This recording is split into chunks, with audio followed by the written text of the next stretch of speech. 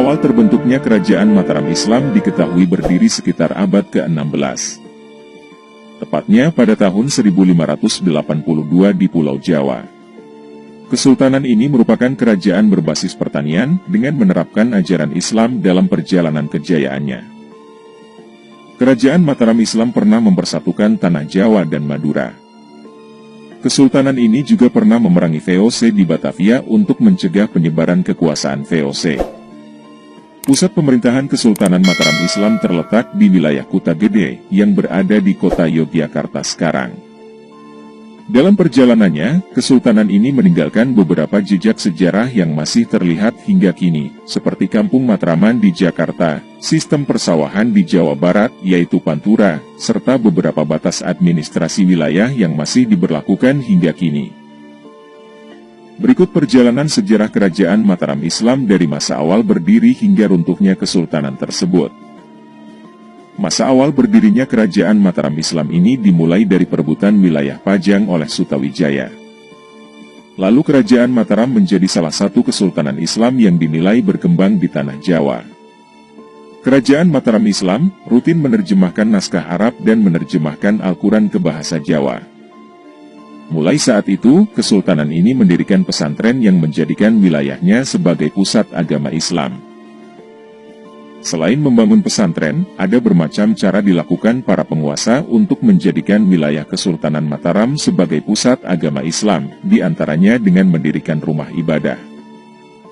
Kejayaan Kesultanan Mataram terjadi pada saat Raden Mas Rangsang, atau biasa dikenal dengan Sultan Agung memimpin Kerajaan Mataram Islam, pada tahun 1613 sampai tahun 1645.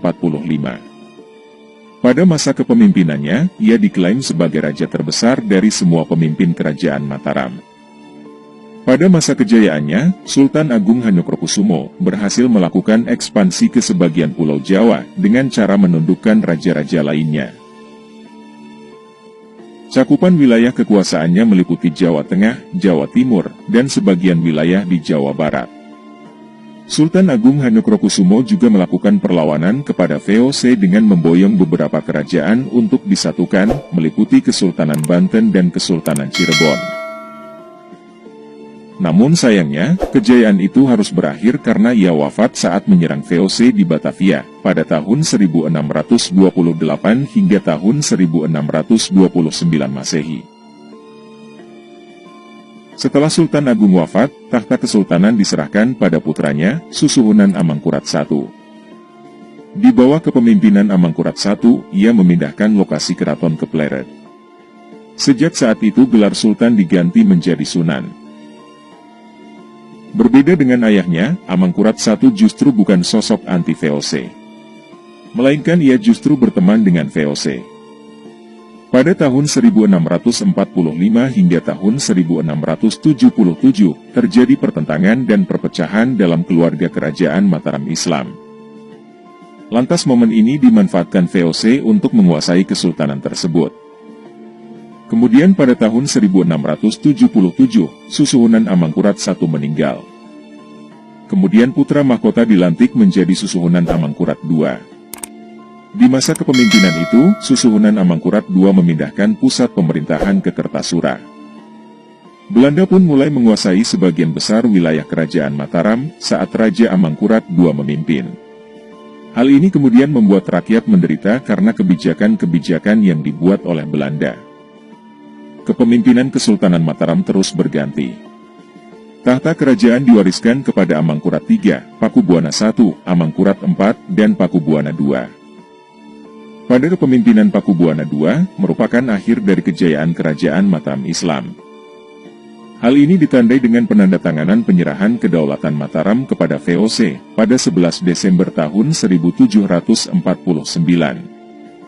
Namun secara de facto, Mataram ditundukkan sepenuhnya pada tahun 1830.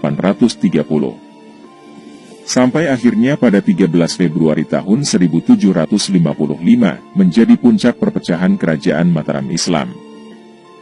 Hal ini ditandai dengan perjanjian Giyanti yang membagi Kerajaan Mataram menjadi dua, yaitu Kasunanan Surakarta dan Yogyakarta.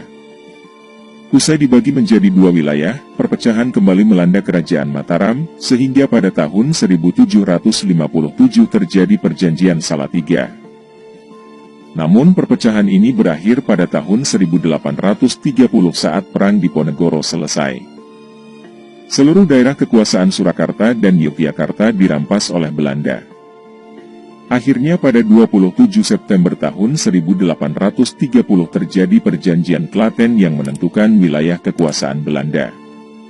Akhirnya secara permanen Kerajaan Mataram diserahkan kepada Belanda lewat perjanjian tersebut. Ada banyak peninggalan dari Kerajaan Mataram Islam yang masih bisa disaksikan hingga kini, yaitu seperti Pasar Kota Gede, Masjid Agung Negara di Yogyakarta, Kompleks Makam Kerajaan Imogiri di Bantul Yogyakarta, hingga Masjid Agung Surakarta di Solo. Selain itu, ada juga kitab sastra Gending yang menjadi sumber sejarah Kerajaan Mataram Islam. Begitulah perjalanan panjang berdirinya dan masa kejayaan Kerajaan Mataram Islam hingga runtuh, yaitu salah satu kesultanan terbesar Kerajaan Islam di Nusantara.